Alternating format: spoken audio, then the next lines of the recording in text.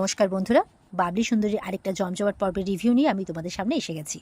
তো শুরুতেই যেটা দেখতে পাচ্ছি, বাবলি তো পৌঁছে গেছে, পেছন রাস্তা দিয়ে ওকে যেতে বলেছে, পেছন দিয়ে ঢুকে পড়েছে। এবার একজন মহিলাকে জিজ্ঞাসা করেছে যে স্টেজটা কোন দিকে, আমাকে পেছন দিয়ে আসতে বলেছে। তো বলছে কাহা পার জানা হয়, বলে আমাকে পেছন দিয়ে আসতে বলেছে। এবার পেছনে পেছনে বলছে, আর উনি হাতে ডিম দেখেছেন, বলছে কিচেনে কিচেনে শুনছেন। তো বলে কিচেনটা ওদিকে, মানে কিচেন উধারে। তো বাবলি ওদিকে যেতে গিয়ে মাইকের আওয়াজটা অন্য দিক দিয়ে শুনতে পাচ্ছে। বলছে মাইকটা তো ওদিক দিয়ে বাজছে, তার মানে স্টেজটা মনে হয় ওদিকে। এবার বাবলু আসছে এরকম একটা স্টেজে একদম ধুম পড়ে গেছে। আর ওটাকে বাবলি নিজের নাম ভাবছে, যে ওই তো মনে হয় আমার নাম অ্যানাউন্স করছে, আর আমাকে এক্ষুনি যেতে হবে, এই বলে দৌড় লাগিয়েছে স্টেজের দিকে।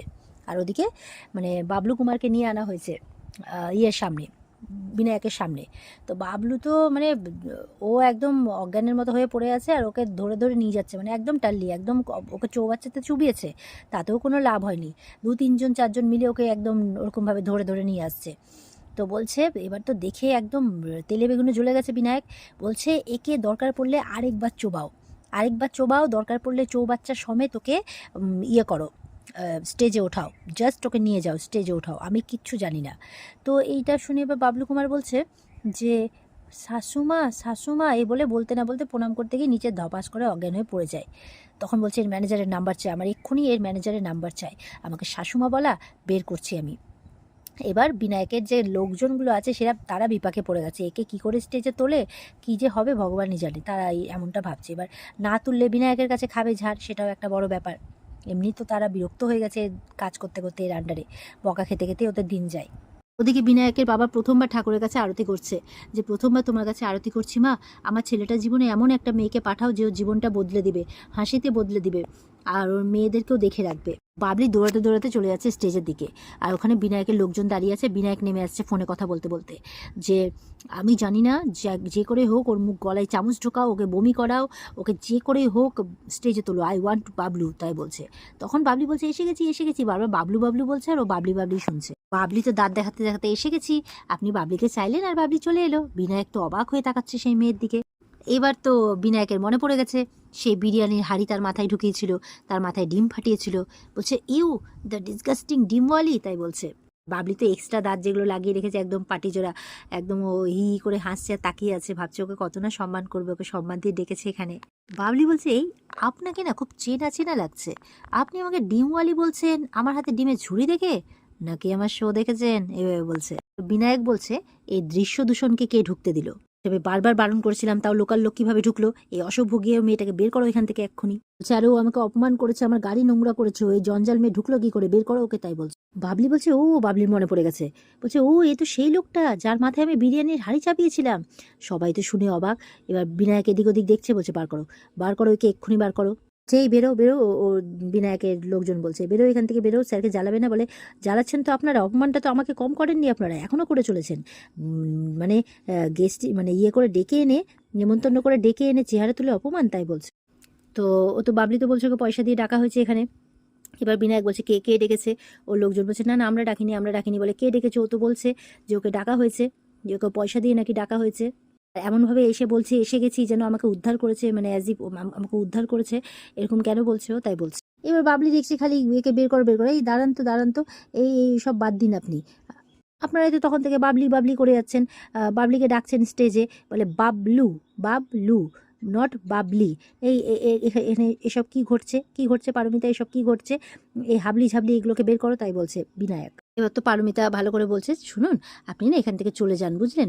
বিনায়ক বলছে হোয়াই মিন ঘাড় ধাক্কা নয় কেন, ঘাড় ধাক্কা দিয়ে বের করুন, এই উঁচু দাঁতকে বের করুন ঘাড় ধাক্কা দিয়ে, তাই বলছে। বাবলি বলছে এই দাঁত তুলে কথা বলছেন কেন। বিনায়ক বলছে দাঁত আমাকে তুলতে হয়নি, আপনার দাঁত এমনিই আছে, মানে উপচে। বাবলিকে বলছে বেরো এখান থেকে, চলে যাও, ওদিকে গেট আছে চলে যাও। বাবলি আর কোনো দিকে শুনে না, স্টেজের দিকে দৌড় মেরেছে। বলে স্যার ও স্টেজের দিকে চলে যাচ্ছে। বিনায়ক বলছে ও স্টেজের দিকে যাচ্ছে, ও স্টেজে উঠছে, যাও আটকাও ওকে, চিৎকার করে। আর সবাই মিলে ওর পেছনে দৌড়েছে তখন। বাবলিও বলছে পয়সা যখন নিয়েছি শো না করে যাব না, তাই বলছে। এবার কিন্তু স্টেজে অ্যানাউন্স হচ্ছে আনে वाला হে বাবলু কুমার, वो पहुंच चुके हैं। लेकिन ये क्या, মানে ওকে চ্যাংদোলা করে নিয়ে আসছে। ये इसका कैसा अंदाज है आने का, ये ऐसे क्यों आ रहे हैं, इसका क्या नया कोई अंदाज है, या नया नया कोई तरीका স্টেজ মে আনে কা, এরকম ভাবে মানে ওকে চ্যাংদোলা করে নিয়ে আসছে। আর ওদিকে পাশ দিয়ে বাবলি একদম টপকে গিয়ে স্টেজে উঠে যায়। তো স্টেজে উঠে যায়, সবার তো মাথা খারাপ। এবার স্টেজে এখনও পর্দা দেওয়া আছে, তো স্টেজেও জুতোটা খুলে যায়, চটিটা। তো এবার কি করবে, চটিটাকে হাতে তুলেছে। এবার হাতে তুলে যেই হাতে তুলেছে অমনি স্টেজের পর্দা সরে গেছে, আর সবাই দেখছে একটা চটি হাতে একটা আজব দেখতে মেয়ে দাঁড়িয়ে আছে, আজব তার পোশাক আশাকের ছিঁড়ি। এবার তো নিচ থেকে সবাই বলছে এই নেমে আসো নেমে আসো নেমে আসো।